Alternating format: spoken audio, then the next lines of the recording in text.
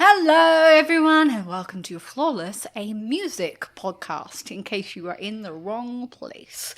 My name is George and I'm joined by my two co-hosts, Liam. Hello everybody.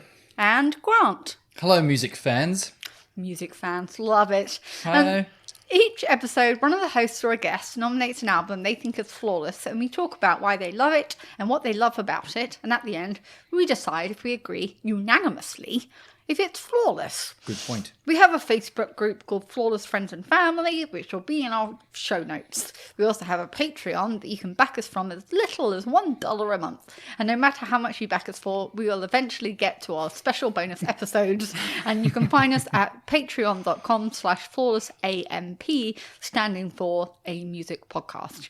We now also have joined the cool kids over at Clubhouse. Haven't we just? I know, we are the Mainly coolest you kids. two. Okay, we're the coolest kids in town, right? Tuesday And we have nights a are hard, regular live chat on a Tuesday night at 8 p.m. Australian Eastern Standard Time as part of the Australian Music Industry Group. So come and find us on there, chat to us about our episode and also albums or artists that you deem are flawless.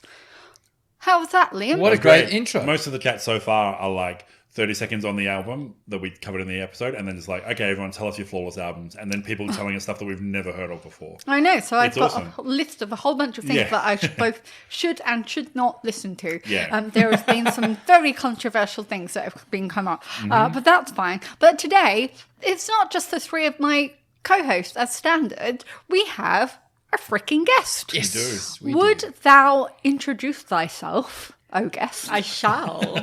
Wow. Hello, my name is Bianca. Thank you so much for having me. So I call myself an interdisciplinary arts worker. So I've worked in, well, not worked in loads of bands, played in loads of bands. Working implies you get paid. Played in loads of bands. I'm a zine maker. I've organized all sorts of music and arts festivals and events, including stuff for Melbourne Music Week. I've taught many different kinds of zine or music-related youth workshops. I've worked at a record label, management company, and I currently sing and play drums in a band called Rival Territory. Female drummer. So, okay. And you have an EP coming out. Came out last month. There we go. Yes. So Awesome. check that out. Yep. Okay, so you said you had a zine. Yes. What's your zine about? What's it called? So my zine's called Rut Zine, and Rut Zine celebrated its 200th issue in February. Goodness. So it's been going on for a little bit of time, and it is a per-zine, which is short for personal zine, so it's just a zine about me, Nice. Cool. Okay. Do which you is a draw, lot more interesting, I promise. Do you draw and write? Or do No, you just writing. just writing. Yeah. That's very exciting. So where can people find out more? So you can get my zine at a zine distro called Small Zine Volcano. And if you go to smallzinevolcano.bigcartel.com, Luke will kindly package you up a bunch of zines and send them to you at postage cost. Sweet. And we love a zine. We love a zine. I remember making a zine back in the day and then getting too nervous and then I never published it anywhere.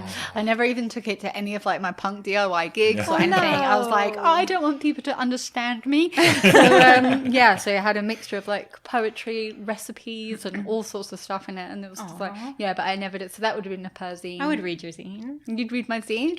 You could like, I'll start a blog and you can just read that instead. No, only zine. Live deals coming Only back. zine, huh? Got to be in the hand. So as we have a guest, a delightful Bianca, you have nominated an album for this episode. Please can you announce the album name and title for us? So I have nominated High Violet by the American band The National. Terrible love and I'm walking with spiders. Terrible love and I'm walking in. Terrible love and I'm walking with spiders. Terrible love and I'm walking in. Square company. Awesome. Look at you go. Fair Wow. enough. Okay. So The National are originally from Cincinnati, in Ohio, but they formed themselves properly in Brooklyn, New York, because that's where all the kids go to form their bands. Isn't it? And they consist of Nat Berninger on vocals, Aaron Dessner on guitar, piano, keyboards, Bryce Dessner, guessing they're related, guitar, piano, keyboards, Scott Devendorf on bass, and Brian Devendorf on drums. Also guessing they're related. Both pairs of brothers. Yeah. Pair of brothers, And yeah. Bryce Yeah. and It's the Aaron band are of twins. brothers. Yeah. Because we've done cousins before, haven't we, with Kid Sam? But Yeah. there's and we've done divorcees with the Yeah. White Stripes. So yeah, now Where we the White have. Stripes might be. Yeah. You say all the cool kids go. I think they're all in like their 30s when they Yes. formed a band. They definitely weren't the cool kids. They were like dads going to New York trying to be cool kids and finding each other and doing So stuff. all the pictures I've seen are unironic beards. Yes, no, Yes, they're all dads. Okay, that's cool. Intentional. Yeah. So this is the 5th studio album by The National, and I would like to know from our guest, why, of all their many studio albums, did you pick High Violet? So controversially, their previous album Boxer is actually my favorite album of theirs. Woo! But I don't think Wow. it's flawless. I think it has higher Ooh. highs and lower lows, and I didn't want to risk it with the lower lows. Lower Whereas, So this is a percentage play. yes, Oh wow! Oh my goodness. totally strategic. You're Sure. such a gambler. Okay. Yeah. I love this. But to me, High Violet is, on Boxer and Alligator, the one prior to that, there's songs I pick out and listen to, Yes. whereas High Violet is my album.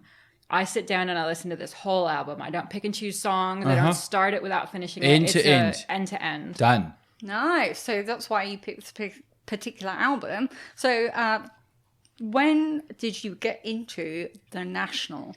So I came across The National at some point in 2010, I want to say. So around the time this album must have been released, I used to regularly frequent a webcomic called Questionable Content. I don't know if there's any fans I here. know That's that a one. cool. That's Yes. a cool title. Yes. It's a good comic. I like that Wow. one. So Nice. they had a You've heard of it. music I follow it forum. religiously. Really. This is And unreal. on their music forum, they had this thread of where people would illegally upload new releases of cool indie bands.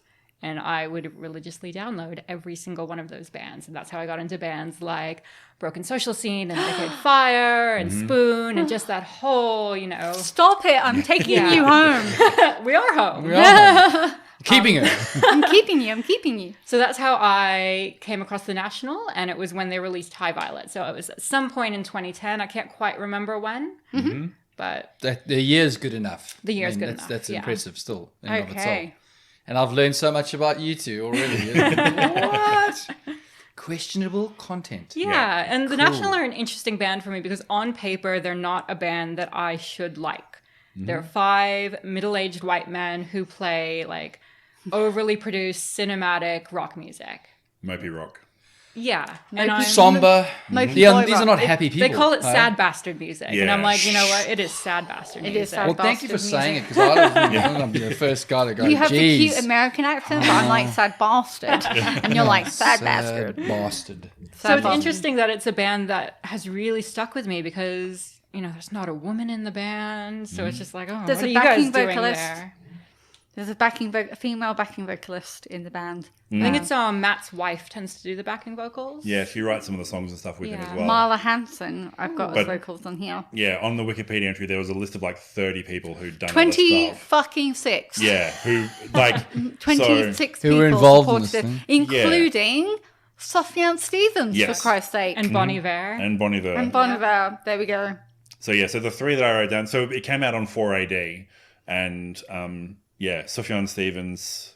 No, he's not. Richard Reed Parry from Arcade Fire plays some stuff on one of the songs, and then Bon Iver did some stuff on one of the songs, and they're both on 4AD as well. So they basically just got a bunch of people who are around same label. with their record label and said, "Hey, come in and do." And I got the feeling it's like for one song. Like no one did lots of stuff for the entire album. It was more just like, "Hey, you're around today. Do you want to come in and harmonize with me on this one song?" But the Wikipedia entry A lot didn't of list that. It harmonizing. was just like, here's a list of people. So it charted well, this album. Australia 29, Austria 20, Belgium 3, Canada 2, Denmark 2, Netherlands 23, Finland 9, France 29, Germany 10, Greece 4, Ireland 3, New Zealand 5, Norway 12, Spanish 78, Swedish 5, Switzerland 14, UK 5, US Billboard overall 3, but US Billboard Top Rock number 1. So Wow. they already had a name for themselves. They've gone gold in the UK, Denmark, Canada, and Belgium.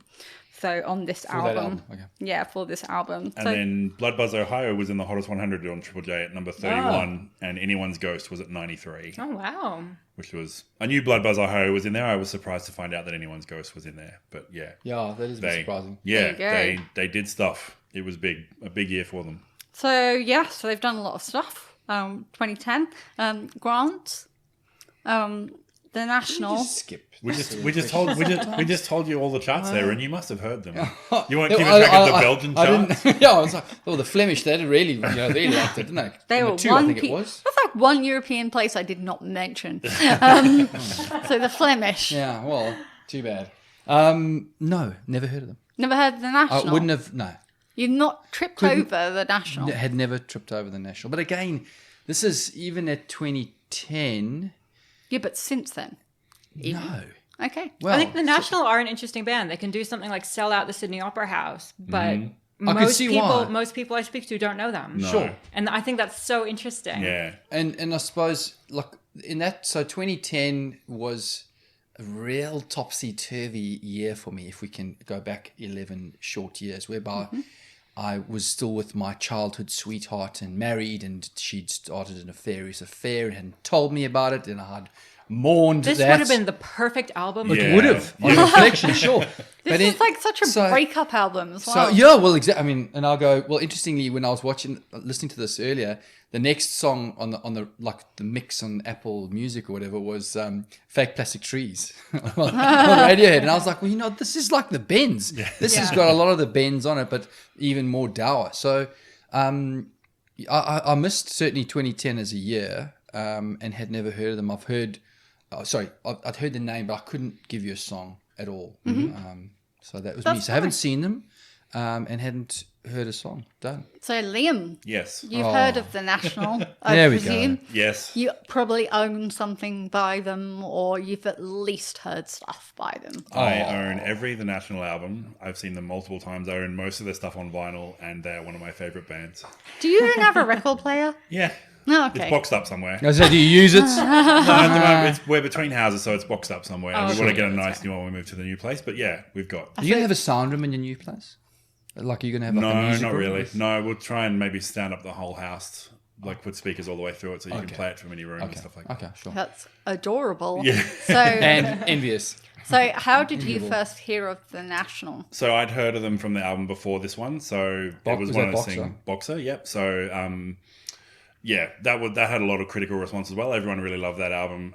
The first two singles, "Mistaken for Strangers" and "Fake Empire," were everywhere. People were talking about them all the time. So I listened to those and I was like, that's amazing. This is great. And so I listened to that album, had a similar thing of like, yeah, I liked some of the songs, but not the whole album as a whole. And then this one came out and I loved it. And I've stuck with them ever since. Nice. So yeah. So that was a good, like dichotomy. I So think. you bought Yeah. you'd already bought Boxer as well? Yeah. As So part I of had that? Boxer when this came out and then Blood Buzz Did you Ohio buy was on this the radio. sight unseen? Yeah. No, because Blood Buzz Ohio was on the radio. And Ah, I was okay. and I was like, holy shit, that's amazing. These guys have still got, What it. they- yeah. And yeah, bought it. Still down. But I would have bought it sight unseen. Yeah. I bought all the rest of their albums sight unseen, except for what Really? they put out on Spotify and stuff. Yeah. Okay. Even like the last three I haven't loved as much, Mm. but when a new one comes out, I'm like, holy shit, this is going to be amazing. And there's always 2 or 3 songs on every album that's like, When did this you is first amazing. hear them? So the album before this, I think it was 2008. Boxer. Yeah. Boxer. So it's either 2008 or 2009, whenever that came out. 2007. 2007. So that's when I first heard them. You first heard them and just went, I'm So 3 this- years. I'm all in on this I'm one. into some Trying mopey to- boy rock. Mopey boy rock. It's going to be great. Sorry, bastard. Sad bastard? Sad Sad bastard. bastard. Sad Yeah. bastards. Bastard. All of them. Both of them. Sad bastards. Okay. Yeah. And George, come on Sorry, then. we skipped. Yeah. Illuminate us. I feel like I've known the National since the dawn of time, because they were ever so popular in the UK. can you They imagine? were headlining festivals and all sorts. So yeah, and Before this or about this time? oh, way before this. Okay. Yeah, they were already like doing really quite well for themselves. And like the National just have all, as far as I'm concerned, have probably existed since I was born. They could have. judging by the fact they're older than me, they could have existed since I was born. Yep. But I had one particular friend who was like besties with my ex-husband, who was like so obsessed that when it was like, the National's got a new album, the National's got a new album, up until whatever they released in 2014 and I left the country, it was like, we have to listen to the National's new album. So from whenever he first got into them until I literally left the country, fled the country. I had to, I fled until I fled. I had listened to their entire back catalogue more than once at his apartment. So I've definitely heard of The National, and I've definitely heard this album in full, but I've never owned it. But yeah. So were they 30 odd when they started, or they now? I'm not sure 30s? exactly. No, I think they're they were now in all their in 30s their 40s for this album. Okay, Yeah. okay. I feel better about that. Yeah, they're all They in their are- mid to late- They're not like late 30s now, and all of a sudden they're freaking making it and laughs. No. Yeah. So no. have I still got time to make it? Yes. Yes. Yeah. They're a great example of if you don't worry if you're not a superstar musician by the time you're 18, because Matt Berninger, the lead singer, was in advertising, which is just like, what the hell? Wow. He I had a quote.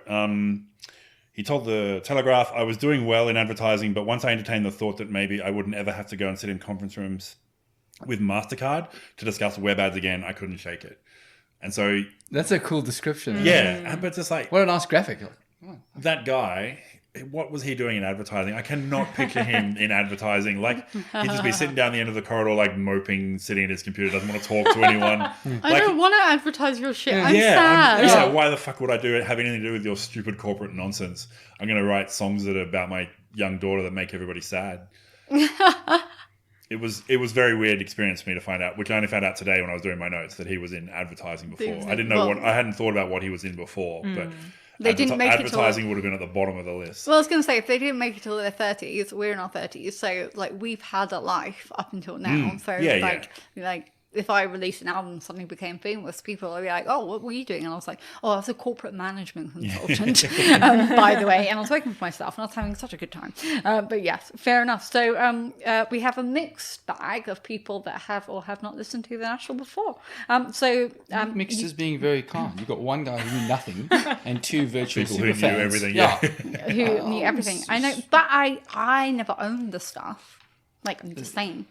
Only because you didn't have Heard to. the stuff. Yeah, I didn't need to because Exactly. I knew a dude called Mark. Thanks, Mark. There you go. Fair enough. No, he's Okay. been named. I mean, yeah. Okay, so we call it mopey bastard rock or whatever, and there's good reason. Bianca, why do we call it these things? Oh, it's just so sad.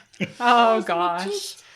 Where to start? Lyrics. Oh, it's pretty downbeat. There's all sorts of themes about anxiety, the uncertainties. It's that middle period in life where you're out of your 20s, you're going into your 30s, and you're questioning who you are. Still. Where do you want to settle Still doing it. down? Yep. What is home and what does home Nothing's mean? Which is changing. a Again. theme I really enjoy in the album. I'm in the next decade There's now, three and I'm still the same immigrants. shit. 3 immigrants in this room right now.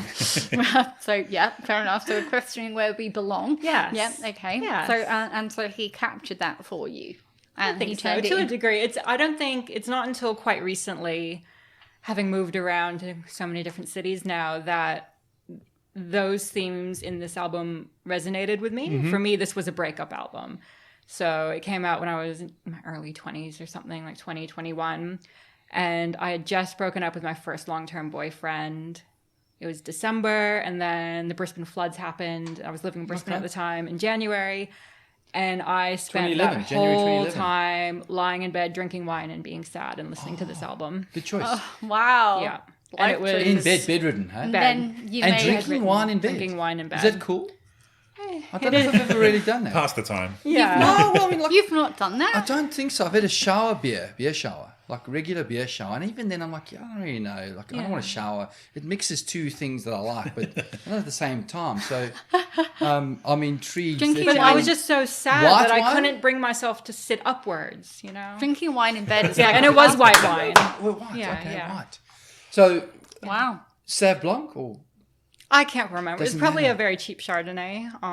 My palate wasn't refined at Sure. 21, so But Fair that was enough. what you did. Okay, that's cool. It's what I chose to do. I appreciate you sharing. That's a great story. And then these guys came along. You're like, thank you for the anthem Yes. to match how I am currently feeling. 100%. Okay, that's Yeah. awesome. Bless like you me and all. Matchbox Twin. Because it literally starts with a song called Terrible Love. And you're like, oh, this is where we're bloody Literally? starting. You've not even eased me in yet. No. There's no lubrication. We're starting with Terrible Love. Okay, Nothing. fair enough. And it's So what's really haunting. Because what's the opening lyric to the album? Oh, I can't remember. I haven't got the opening lyric. The terrible So- love when I'm walking with spiders. That's it. Yeah. Literally, What is literally that? the opening line, it's a terrible Yeah. love. And I'm like, sets the tone right from the start. Do not look to this band for a happy song. This is not a happy This is not band. a happy time. But you know what? In all No. the interviews I read, they said, okay, we've released Boxer, and what we're going to do, we're going to set out to make a happy, upbeat record. And then they released High Violet. Wow. Okay. Great. Wow. This is them stuff that, happy. like, Okay. This is because then I'm looking up. I've done this in the past, looking at Matt Berningen, like, oh, he must have been, married and broken up with so many times. He's like, no, he's been married once. He lives with works with the love of his life. They've got kids. He's had what a lot of people would describe as the perfect life on that side, but he's just able to tap into the emotions of stuff that's happened to him in the past. But so when this album came out, Bloody so there's a hell. song on there about his kid and how Which terrified. one's about his kid? Anyone afraid of Afraid everyone? of- Afraid of everyone. Yeah. String wow. and what have I written there? Damn it. And So- as so- discussed, this is why we type our notes. Ooze. Yeah. String and ooze. Yeah, there's lots of ooze. But yeah, it's literally about his fears about being a new parent and like looking at the kid and like, now I want to protect you from everybody, but protecting you from everybody is being overprotective, and I need to try and let you live your life. And I want to try and hurt people who hurt you, but I'm not the kind of person who hurts people. And there's all this stuff that's in his head at the same time. And But really he literally says the words, then I'm radio, then I'm television, I'm afraid of everyone, I'm afraid of everyone. So that to me was like, I'm famous now, like, holy shit, I'm afraid of being around people. But if you're talking about the fact that this is to do with kids, he also has a chorus of, I don't have the drugs to sort it out. So, and that's quite pleading and lovely and relatable. But like, I wouldn't ever think of looking down at a baby and just going, I don't have the drugs to fix this. Yeah. Well, to me, that was a line Yeah, I where don't know, like, I I felt can't that. rely on my previous vices to help get me through my anxieties okay. now that I have this child. because he talks about with my Okay, you're kid. way better explaining it. I do have a English literature degree, so There you go. That wasn't in your bio. Yeah. Because he does say Share that now. with my kid on my shoulders, I try not to hurt anybody I like. So he's like, now that I'm a kid, now that I've got the kid, I'm trying, I can't do the things in the past where I could be reckless with other people's yeah. emotions and their You feelings. can't be and stuff. self-destructive anymore. Yeah, I can't do Yeah. that. I've got to be there for this person. And it's just really great. Ah, And so it starts really softly as well. And he does some of the lines, and then there's like this low throwing bass drum that kicks in. The drum work on this album is Oh, the amazing. drums on the outro of this song are just incredible. Just the whole album is with the drumming is really good. Yeah. But on this song, just like that, the throbbing bass drum kicks in, and then the guitar line that's just really stabbing. So I think with this band, he's got such a great voice. You could almost be tempted to just coast on the fact that he's got a really great voice. Yeah, he could. But they're not. They're all amazing musicians in their own right, doing their own amazing things as well. Which but is this really is cool. the one that Sufjan Stevens was influenced. He coordinated the backing vocals and did all those angelic ahs and stuff in the background littered through. throughout the song. So that, to me, it was just like, oh, that's a heavy influence from someone like Sufjan Stevens. But only for one song. Just came in and went, here we are. I'm going to do this thing. And then I'm going to pop off. And I've done everything I was supposed to. Yeah. But I really thought it was quite beautiful. So that was really good. And there's a lot of repetitive, like, vocal couplets in this, like, across the album. Yeah. So he does do a lot of those, like, I'm going to say a line, say a line, say a line, say a line. I'm going to repeat. I'm going to move on. And then I'm going to have a moment where I'm going to say something completely different. And then I'm going to bring you back. To me, that reinforces the anxiety of the album, that underlying, the whole album to me, you're pacing back and forth. There's a lot of these hi-hats that are just like The drummer owning it. yeah, and to me, the whole album just has this really anxious, unsettled feeling, and I see that in the repetitive lyrics of just like you're trying to figure it out, you're trying to work it out, you're going around in circles Just over so and good over for in you your and head. your wine in a bed. Exactly. Okay, break on the breakup. Yes. What this an is let image. me repeat this one. That's cool. So, what song stood out for you, Bianca? Well, on that note, Sorrow, which is the second track, definitely stood out for me. The double But tick from Granty. Oh, Oh, it's got the double You tick. think you might be low after Terrible Love? then we go Like, into it's Sorrow. got to go up from here, right? Oh, no. Ooh. No, but it's called Sorrow. But it's got Yeah. like double quick tempo. Yeah. Like, and then, well, the vocals are like, nah, sorry. But then the I don't chorus, wanna get I don't over want to you. get over you. yeah. I don't want to get play. And then he said in the second verse, I think it's in the second verse, Don't leave my hyper heart alone on the water. Cover me in rag and bone. Sympathy, 'cause I don't wanna get over you. fine, Yeah. all right. Yeah. Like, he's like, for somebody that's apparently happily married with kids. Yeah, this when I found out he was happily married with kids when he wrote this album, I was like, I don't understand how you could tap into a well and stuff like that. Well, That he must have felt at bog. some stage, but he Yeah. hasn't felt it for long enough at this stage that he's the iconography in the lyrics is amazing. I have the notes, like partway through this song. Sorry. By now, you realise this isn't a cheerful album. But this is where Marla Hanson comes in with the backing vocals, and it's like that really well needed like femininity, because I think the album could be too masculine without it, and I think it I yeah think the it needed- strings and horns help with that as well. the strings and horns Yeah. definitely help. I like well, the that's why there's strings. 20 No, Yeah. that's why there's strings. 26 people who are not like who have been put Yeah. down between like the trombone and sax and cello and all sorts. But yeah, so I was like, yeah, this is not a cheerful album, which I remember. I appreciate you saying this because I thought, am I? So what do you think of those lyrics? Cover me in rag and bone sympathy. Like, who talks like that? Yeah, I think he sometimes. Yeah, I feel like sometimes he does like rant. He'll figure out some of the words, and then he'll figure out words that fit into the place, but they won't necessarily like. He's not random, but they won't necessarily have the deeper meaning as what they have. Yeah. Like he's found a vocal pattern that he likes, and he sticks with it. This is true. But speaking of women as well, he does on their. I think less so on their earlier albums, but these days they get lots of women guests to come in to do backing vocals. So Phoebe Bridgers, a few other people in that sort of space who do come in to sort of soften that sound out a little bit. That's good, because otherwise it could be a bit of a cockfest. Yeah, a bit of a sausage fest. of dudes sitting around feeling their feelings. Morbid, Let's be clear. So, Bianca, have you seen them live? Yes, I have. Nice. But I have only seen them once. Okay. And I've had many In Melbourne? opportunities to see them. I saw them I was still living in Brisbane at the time. It was in 2011. It was a festival called Sunset Sounds, which Liam, Oh, you yes. probably remember. That's where I saw. That's one of the times I saw them. Yep. Yeah. The festival does not exist anymore. That might have been one of their last years.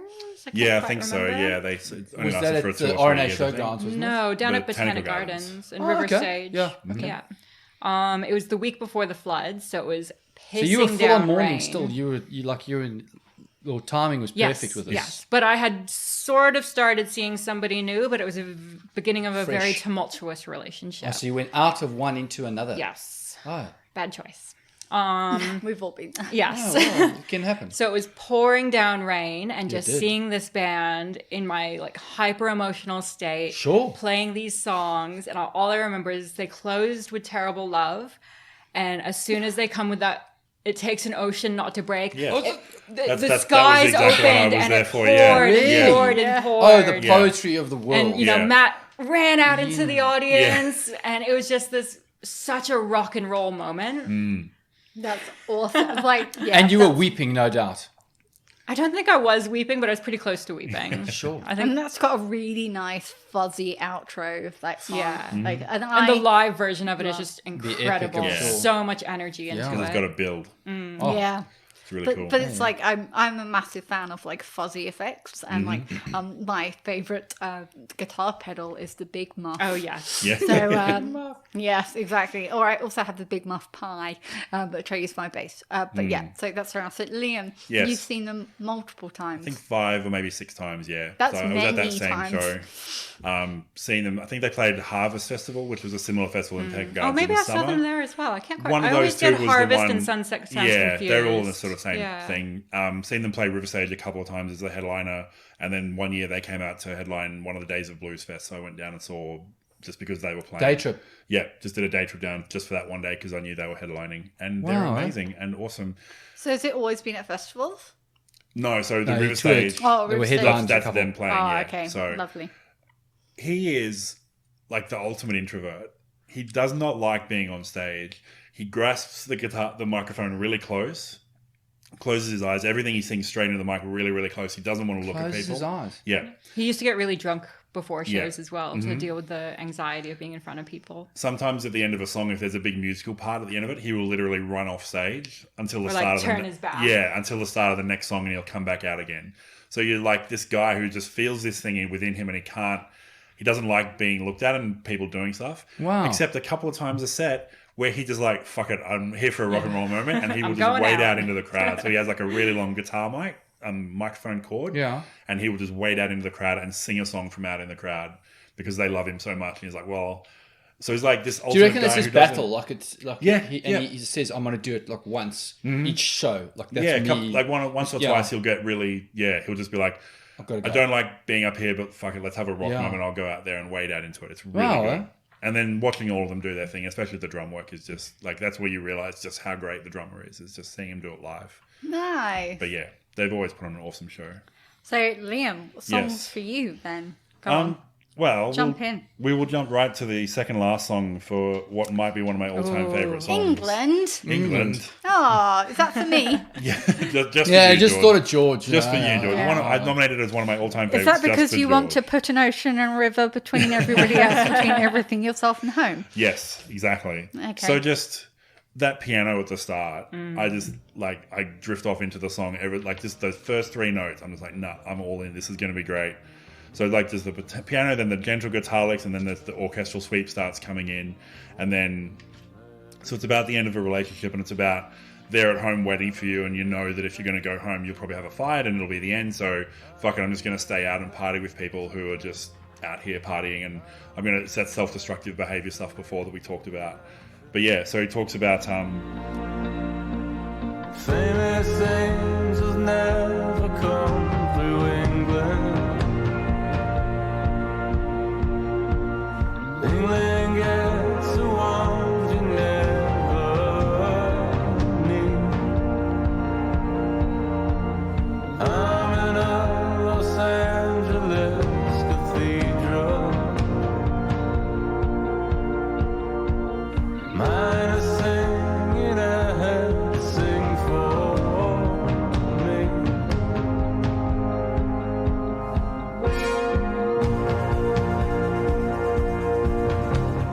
So just that idea of like the cross-cultural stuff as well. Like he's just, yeah. And then at the end, that really big build-up. So this is my favorite song live when they play as well, because it's really soft at the start, and then it builds up and builds up. And at the end, when he's singing Afraid of the House, Stay the Night with the Sinners, on the live version, he ends up screaming it, like just absolutely belting it into the microphone. It's just a really cool moment. So we've got both Aaron and Bryce brothers play guitar and piano and keyboards. Yep. So which of them plays piano the most? Because I'm They're a suck- twins, so I always get them Yeah, mixed up. who can tell? I don't even think they know who Oh, plays they what don't most. even know. Yeah, because I literally for England. I want to say it's Bryce, because was it Bryce who then went on to produce Taylor Swift's Folklore? Yes. Yeah, I was going to Yeah. ask about that. Yeah. Because for England, I wrote piano exclamation mark. Yeah. As my comments. And the trumpets, so that's the other thing they always do live as well. They always have the full brass section behind them doing Yeah. all the stuff live, which is so cool. Because they have full band, full instruments, harmonies, and everything going on, stuff for England, and it feels like it's already being performed in an auditorium, like that song already feels like. But this is their 5th album, so they know what they're doing, Yeah. which is fair. But that like he's missing her. She's disappeared, probably to London. He's guessing. And like he's like, it's called England. You're probably in London. And harking to her. It's got a really big outro. So yeah, I think that's what you're talking about. Like, and it's the longest song on the album at 5 minutes 40 as well. So not by much, but it never feels that long to me. Like it always just feels like a 4 cent, like not 90 seconds or anything, but it just feels like a regular length. And it's not till I actually look at it that I go, okay, that's actually a really long. Got that really nice atmospheric like start with the piano, but the vocals sound like they've got a bit of reverb to them as well. And when that comes in, which I really liked, so that was nice. Awesome. Cool. So you got a little bit excited over England. How about you, Bianca? In terms of England? Anyone. No, in terms in general. Oh, in general. I mean, this album. I'm here to say this album's flawless. So there are, every know song. you are, but maybe we otherwise- should talk about Blood Bows Ohio, which is There we kind of go. like the I've got standout some single. Lead off single. Double tick. So I have Sad and Sexy. Because it's, I don't know, just that that lyric of stand up straight at the foot of your love, I lift my shirt up. Like, I don't know what that means, but like, it's kind of hot. I also, I really liked. I never thought about love when I thought about home. Like, so it's like harking back to being from Ohio, but it doesn't remember him anymore after his years in New York. Like his love of Ohio, like doesn't love him back. You know, like I've given you up now, and that kind of like. Yeah, Blood Buzz Ohio makes perfect sense. But yeah, I didn't write sexy, I wrote deep and passionate, like, as far as the song goes. But it's got drums and some kind of feedback, and then that really old-fashioned vocal drop in, like the way that song plays out. And the graphic of what carried to Ohio in a swarm of bees. Like, jeez, bro. There is nothing like being in a crowd of 3,000 people all singing that song, that lyric, because no one knows what it means. And I never married, but Ohio don't remember me. That doesn't, like, no one knows what that means, but there's 3,000 people all singing it together. Like, you know, normally people sing along to the songs that are really emotional and that mean a lot to them. And this song can't, you know, we can't have that connection because the lyrics are random and all over the place, but it's still just, everyone knows it so well, and it was the lead-off single that everybody loves it so much. And they have a powerful outro. Again, they really do play on like having awesome outros. Because in Afraid of Everyone, they've got 30 seconds of just instrumental outro. And so, like, I'm like, again, in Little Faith, there's a build up until the last 30 seconds, and then it drops off. So it's like they know how to play the game. Of, like, The structure of these songs is so considered. And if you know their previous two albums, where I think I've mentioned on Twitter to you before that it's kind of like this bricolage of snippets that they've just pieced together, and they don't necessarily fit, but it kind of works. Whereas in High Violet, they've mastered their songwriting. Like they know how to do a song front to end, you know. They've got little random middle bits and different outros and stuff, but they've worked out how to connect the pieces. And it's, what's it? I still owe money to the money I owe. I'm like, geez, bro. This guy's got problems. I'm like, I thought that was he did, and he's talking about them, but he doesn't have them now. It's just he's channeling. He's either channeling his own previous problems, or he is going to like talking about somebody else's story. I guess since it sounds like he's living quite a happy Larry life, and just going, oh, but do you know what would make this better if I sang the saddest song? Like, maybe that would make my life even on better. and on and on. Yeah, if I could create an entire back catalogue of really sad songs, that would improve my life. And clearly it has, because they're doing quite well. There's a song on one of their, not the one after this, but I think the one after that is like a 3-minute pop rock song, and it is so weird. It's just like proper riffs, just really straight up, way more straightforward, and it's like I love it. It's my favorite song on the album, but it just makes me feel like, what, you guys just went way out of what people expect you to do. They're just and you still nailed it. It's great. Maybe they were on amphetamines of some description and just went, let's just write a song about not being miserable. Yeah. Have you thought about that? Yeah. Yeah. And here we are. And we've recorded it. Any other songs that you really liked and grabbed your attention? Oh, man. So I like Runaway because it has this acoustic guitar picking over the drums, and then the vocals drop in. The melody tricks you into sounding optimistic. And then it says, he sings the words, We don't bleed when we don't fight. Go ahead, lose our shirts in the fire tonight. and there are strings There's underlying a the cello or melody. a double bass Yeah. or something. Yeah. She's playing Horns me. join You're in. playing me. There's a rich, full sound, but it's still a simple song. I think it's the simplest one on the Yeah, album. this one's Yeah. a softer number compared to Yeah. all the other ones. And it's 5.5 minutes, but Yeah. it doesn't feel like a 5.5 minute song. But Yeah. it's like, at the beginning, if you heard that song at first without hearing anything else, then you'd be like, oh, this will be nice. And then you go, oh, less nice. Yeah. Okay, that's fine. So that's, just about like being a runaway or running away and just having that kind of life or whatever. Yeah, to me, it's a bit of he's in a relationship and it's fine, but it's nothing special. And he kind of wants to break up, but he doesn't want to be that person to, start the battle and be like, all right, let's get into this. Let's do this. And he doesn't want to be the person to let her down. Yeah. And he won't leave because he's like, I don't want people to call me the runaway. I'll stay and be, even though it's probably worse. And that actually, following that is Conversation 16, which sounds almost new wave to begin with. Yeah. So the drums, synthy sounds, vocals, bassy fuzz, and it's got lyrics. We belong in a movie. Try to hold it together till our friends are gone. We should swim in a fountain. Do not want to disappoint anyone. Almost like a fun runaway song from the dramas of being at home, but then it's got this orchestral influence, backing vocals, and that actually made it feel full and sweet, with dancey drumming underneath it. And As then dancey as you get on this album. Yeah, as far as you go. barreling. And then there's a nice outro for the chorus, like a vocal outro for the chorus. So What did you guys think of that outro? I really liked the Conversation 16 track, and I really enjoyed the vocal outro of that chorus. And that's like over 4 minutes, but it just felt like a really pretty, like as far as they go, poppy song, but like, by their standards. Which is fun. What did you think of the outro? Well, placing it in this whole context of the lyrics of I was afraid I'd eat your brains because I'm evil. Yeah. I'm in there because I'm evil. That confused me for so long, and I spent a long time not really knowing how I felt about those lyrics, because I was like, oh, they're a bit weird and it's a bit kind of obvious without actually meaning anything. But I think I've kind of sunk into it, of just harking back to that idea of self-destruction and him picturing himself as some, movie monster that is going to ruin somebody's life. Yeah. So it's definitely grown on me for that. Fair. Cool. That's fair.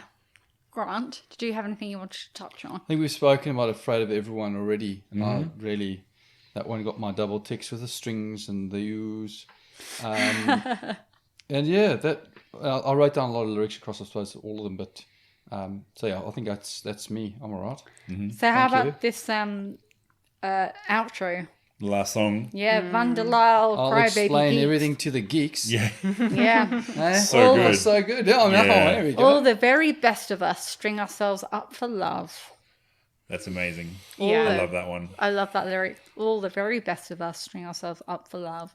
And it's repeated and it's perfectly placed. So now and all their live shows they play this song last, and they turn off so it's just they stand up on stage. No lights or... Just the acoustic guitar playing into a mic. So they pull the guitar up, play it into a mic, and the rest of them all just do the backing vocals, and he does the singing. And this is one of the ones where he plows out into the stage and stands up on the barrier and gets people to hold him up while he's singing. Mm-hmm. But then, probably 70% of the song, they don't sing. They just let the crowd sing. So the crowd sings the whole song. This is that other one where it's like... I'm getting shivers just thinking about it, Once again, nothing crazier than a crowd I'll explain everything to the geeks. 3,000 people singing that line. It doesn't mean anything. It's so weird. but it's just everyone just gets in on the emotion of the song, and yeah, they have like the violin and stuff in the background, but other than that, it's just like usually by this stage there's like 10 of them, so it's all the brass and everything just standing in a line, one acoustic guitar, and it's that's how they've closed like the last 3 times I've seen them, so I think it's like a permanent thing now. Because this song opens and closes on strings. Yeah. Mm-hmm. But so do they open on strings and then pair it back and then No, close on? so it's paired back right from the start, but there's just a little bit of the string behind it. As an encore or as their final song? As their actual final song of the encore. Oh, okay. Yeah. That would make sense. So it's just because especially the way they pair it back, there's nothing you can do after it. Mm-hmm. It's just, that's the last thing. And then everyone screams all the way through it because it's amazing. So all the YouTube videos, check them out because they play it, especially like the Sydney Opera House one. Yeah. They've got that up in full on the YouTube. So Awesome. everyone should check it out. But I love the last song. Oh, so does anyone have anything they want to touch on before we head over to Bianca for her final pitch of the National? One other one, I did love Anyone's Ghost as well. Mm-hmm. About that idea of like the end of a relationship. He's singing like, didn't want to be your ghost, didn't want to be anyone's ghost. Yeah. So he doesn't want to be hanging around and haunting somebody. He doesn't want to be the person that's always like chasing after them as they leave. But he also doesn't want it. I don't want anyone else. So it's like, I'm stuck here because I can't move on to somebody else, but I don't want to be the person that's hanging around you, wanting you when we're done. I love that really cool. She's avoiding him, and he finds out that the lyrics. Go out at night with your headphones on again. Walk through the Manhattan valleys of the dead.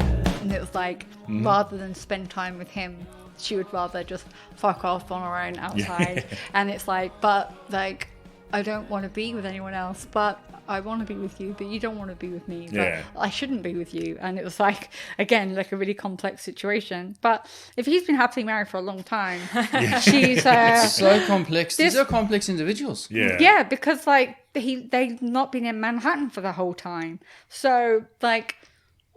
Are there some things there that we should know? Like I think he just taps into stuff that he used to feel, or once again, you could sub Manhattan for something else, but he just that's what he thinks of New York as well. Yeah, I think it's also imagined anxieties. Like even though we don't know the intricacies of his relationship and how good or bad it has been over time. That maybe they had rocky periods when the band was starting off and he was away on tour, and just the anxieties of being like, I'm leaving my family for this unknown amount of time, and I don't know what's happening back home. Yeah. That's true. Actually, when I was going on tour with my band back in the UK, my partner was living in Australia, and he didn't understand punk DIY ethos. So I was like, okay, so the whole premise of this is we drive to a place, we set up, we play our gig, we take our shit down, and then we go and sleep on someone's sofa or on the floor in someone's we do it house. again tomorrow. And then we get up in the morning, we drive, and then we go and do it again, and we do that for a couple of weeks, and we drive all around different cities of the UK. And he was like, look, I've met your bandmates. You're going to go and share a room with them at night. And I'm like, have you met people after a gig? Like, do you think we want to go near each other? Like, oh my God. And he was like, can I book you all hotels? Like, can I book you a hotel for the night? And I'm like, it's not really how punk works, love. That's one way to cause a rift in the band. I'm like, drive a wedge. Sorry, darlings. Like, sorry, dudes in the band, but I'm off to go and sleep in a cheap My hotel. partner has bought me a hotel. Absolutely. And it took him a while for him to really adjust to the fact of like me being on tour, even though like we were in separate countries anyway, like me being on tour with dudes that I had nothing to do with was like really controversial and like confronting for him. So I guess if you are a touring band and you've got somebody at home, you're like, what's going on at home? So hopefully you are. Hopefully you're thinking about what's going on at home and not just like, well, I'm off on tour. Your problems are your problems for a few weeks. Right. There's entire there's entire albums like by like the Get Up Kids, which is all about like talking to somebody through telephone. Like they talk about receivers. Do you remember when we used to have phone calls like on actual like real phones? So it's just it's fair to have that anxiety. So if he's on that anxiety with her being in Manhattan, then fair play. Like, people have it on the other side of the world. Yeah. So that's fine. Cool. That's cool. So I guess we're up to the point of, do you have a final pitch? You bet I do. Bianca. All right. So for me, High Violet is a clear progression from Alligator, Boxer, High Violet. I don't really consider the previous 2 albums. They're fine, but to me, the band really started to grow from Alligator, Boxer, High Violet. And I feel like this album's their most mature sound. Previously, all of those albums had really great ideas, but they were still figuring out how to put it together. So High Violet is where the songwriting and production finally fell into place. Each instrument is considered, and they all play these really separate parts doing exquisite and amazing things, but nothing overshadows anything else. Everything is in its right place. Little Radiohead reference for you, Grant. She's a sweet The drums are highlighted at the right moments. Guitar riffs come into the forefront also at the right moments. There's, again, no guitar solos. It's everything has their moment but doesn't overshadow anything else. There are strings, there are horns. None of it feels unnatural or overdone. It adds to this cinematic feeling. Matt Berninger's voice is just like honey dripping Mellifluous. through my stereo. The lyrics, highly relatable, no matter what context, breakup context, feeling mid-30s, not sure what I'm doing with my life context, where's home, who am I, what am I doing? This album stuck with me for the last 11 years, and it's going to keep sticking with me. Wow. Awesome. There you There go. you go. Okay, Take that well, one. let's take it over to the fanboy over there. Oh, the fanboy. Fanboy 5 Liam. of them. Sorry, Yeah. 6 times? 2 Fan- hands? Yeah, 2 like- hands, 10s? Yeah, so Yep. Mr. Liam, Yep. on this particular album, High Violet, were The National ever a band that you were going to nominate? Oh, good question. We could have just gone to the Google Drive, but was this on your So- list? Do you want me to tell you what's on my list? Yes. Yeah. So it's on your list? If you guys had checked the shortlist once after Bianca nominated it, you would have seen this was on my shortlist. I forgot to check the G Yeah, drive. yeah, sure. Yeah. So that's so I'm just going to disappointing jump we to the didn't. end there and go, yeah, this is an album that I absolutely find flawless, and I would have nominated it myself, except ages ago when Bianca and I first started talking about her coming on, she was like, I'd love to do the National. I was like, cool, I will not have to do that. I'll just wait for Bianca to come on and do it as well, and I'll get to talk So about you didn't actually expressly tell Bianca that you were going to nominate No. it? Oh, damn it. Okay. No, So no, we're not I wasn't. complicit. I wasn't leading. No. No, I just got But clarity. I think it's a fair assumption. I came in expecting a flawless. Yeah. from Liam for this. Oh, okay. So I agree with everything that Bianca just said. I think it's also their most accessible album. Like Yeah. it's the easiest one to listen to. The other ones do have a bit of like a haunting stuff. The next album after this, they actually went back a step in terms of accessibility, and I found that really jarring. I was like, I really want you guys to still sound like High Violet. But the other thing that I also flag is that when they still play their shows now, they still play most of the songs off High Violet. So even their new albums, they're still only Okay. playing, whatever they've just released, they'll play a lot of. But everything else, it'll usually be 2 songs, except for this album, which is just they play most of it every time. So I think they know they struck gold. I think they struck gold, and it's absolutely flawless for me. I love it. You said something interesting there. So it gets more haunting, the previous and post albums. Not haunting. I guess more like a bit disjointed. Like it's Okay, not as okay. like it takes a few more listens to. I think I loved this album from the first listen. I was like, yeah, the melodies and the rhythms and how everything was working together. I grabbed it right away. Some of the other albums can be a little bit more resistant. You've got to really listen to it and try and get into it. Awesome. So yeah, So it's thumbs up from me. Thumbs up from you Oh, before, there we go. before she even showed up. I was wondering if No, I it's should. like, oh. I was wondering if I You should make tell you notes. guys in the group chat that I was. Nah, I like Maybe this. you should look at the shortlist, guys. Nah, just drop the bomb. I'll That's just awesome. drop the bomb. So now you have to pass over to Mr. Grant and to find out your final thoughts, whether you think it's flawless or not. Jeez, the National, what? High Violet. High Violet. It is not a happy album, guys. Yeah. Have you noticed? It's fundamentally, jeez, it is so somber and so good. Good because I suppose I can imagine your description of being, sad and melancholy and bloody relationships, and I'm going to lie in a bed and drink wine for a week or whatever, is an awesome, awesome description. And I suppose because I'm not like that, I struggled. Whilst I enjoyed listening to it, I struggled to listen to it because I'm like, wow, man, it's relentless, This gets isn't me it? Yeah. down, man. I appreciate the Oaks. Awesome voices and great, strings. I love the strings. Well, you're a violinist. I have been in the past. Yes, I have. And I've got to go with both of you. It's flawless. Sure.